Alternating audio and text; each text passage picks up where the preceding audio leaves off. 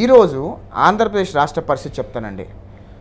ఏ పార్టీలో కూడా ఏ నాయకులు అంటే భారతదేశం మొత్తంలో ఎంతోమంది నాయకులు, ఎన్నో వేల మంది నాయకులు పోటీ చేశారు.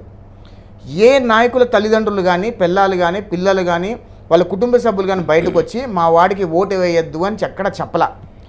దరిద్రం ఏంటంటే ఆంధ్రప్రదేశ్ రాష్ట్రంలో వైసీపీలో అంబటి రాంబాబు దగ్గర నుంచి జగన్మోహన్ రెడ్డి వరకు వాళ్ళ సొంత కుటుంబ సభ్యులే బయటకు వచ్చి జగన్మోహన్ రెడ్డికి ఓటు వేయొద్దు అని చెప్పి జగన్మోహన్ రెడ్డి సొంత చెల్లి వైఎస్ షర్మిల చెప్పింది, బాబాయ్ కూతురు వైఎస్ వివేకానంద రెడ్డి గారి కూతురు సునీతమ్మ చెప్పింది, ఆఖరికి జగన్మోహన్ రెడ్డి గారి తల్లి కూడా జగన్మోహన్ రెడ్డి గారికి ఓటు వేయొద్దు, షర్మిల గారికి ఓటు వేయండి అని చెప్పింది. అంటే జగన్మోహన్ రెడ్డి ఎంత దయనీయమైన పరిస్థితిలో ఉన్నాడు.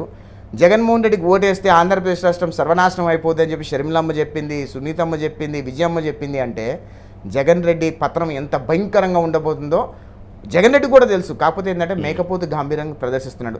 ఎక్కడైనా చూసారంటే అంబటి రాంబాబు వాళ్ళ సొంత అల్లుడు బయటకు వచ్చి ఈడు దరిద్రుడు, నీచుడు, నికృష్టుడు, అమ్మాయిల పిచ్చోడు అని చెప్పి ఎవరైనా సరే ఒక అల్లుడు మాట్లాడతాడా? అంత దారుణం. కాసు మహేష్ రెడ్డిని గురజాల్లో ప్రజలు తరిమి కొట్టారు. అన్నాబతిని శివని తెనాల్లో నా నియోజకవర్గంలో ఒక కామన్ మ్యాన్ ఓటరు లైన్లో వచ్చి ఓటానంటే ఆయన కొడితే చంప పగిలిటట్టు కొట్టాడు. తిరుగుబాటు ఆ రేంజ్లో ఉంది. ఈరోజు జగన్మోహన్ రెడ్డి తాటాకి సప్పుళ్ళు, పిల్లి మొగ్గలేసే ప్రయత్నం చేస్తున్నాడు. వాళ్ళ పార్టీ క్యాడర్కి కాన్ఫిడెన్స్ నింపే ప్రయత్నం చేస్తున్నాడు తప్పితే అక్కడ ఏమీ లేదు. Jaganmohan Reddy intelligence, direct intelligence report ఏం చెప్పింది తెలుసా అండి?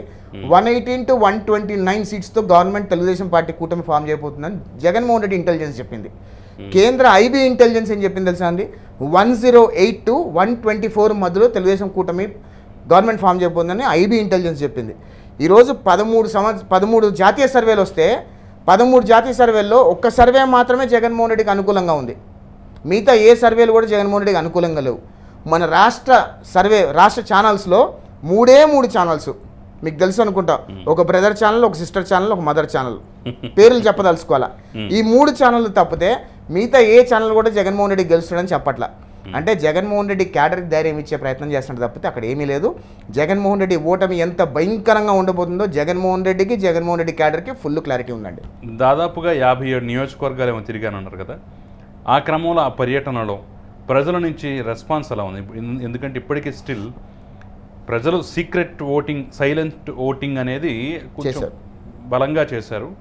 అసలు చెప్పడానికి భయపడుతున్నారు, చెప్పడానికి సంకోచిస్తున్నారు. ఎందుకు మనం అడిగినా సరే చాలామంది దాట వేస్తున్నారని చెప్పేసి అంటారు. ఎగ్జాక్ట్లీ. సో ఆ దాట వేసే అంశం, ఆ సైలెంట్ ఓటింగ్ అనేది ఎవరికి వాళ్ళు అన్వయించుకుంటున్నారు. అబ్బాయి మాకే పడిందని చెప్పేసి. ఎగ్జాంపుల్, ఒక చిన్న ఎగ్జాంపుల్ చెప్తానండి.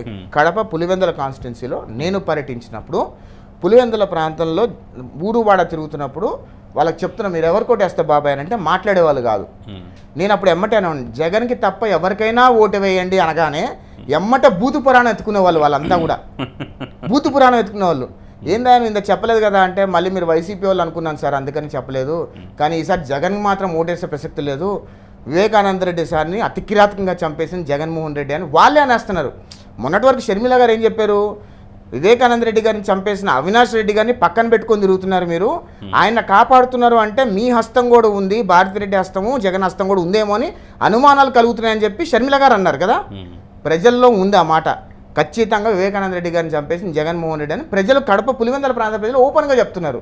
కాకపోతే సైలెంట్ ఓటింగ్ అనేది భయంకరంగా ఉంది. ఎందుకంటే వైసీపీ వాళ్ళు ఉన్మాదుల్లాగా, ఉగ్రవాదుల్లాగా, రౌడీల్లాగా బిహేవ్ చేసి ప్రజలు కూడా ఈ దరిద్రులతో మాకెందుకులే అని చెప్పి చాలామంది బయటపడలా.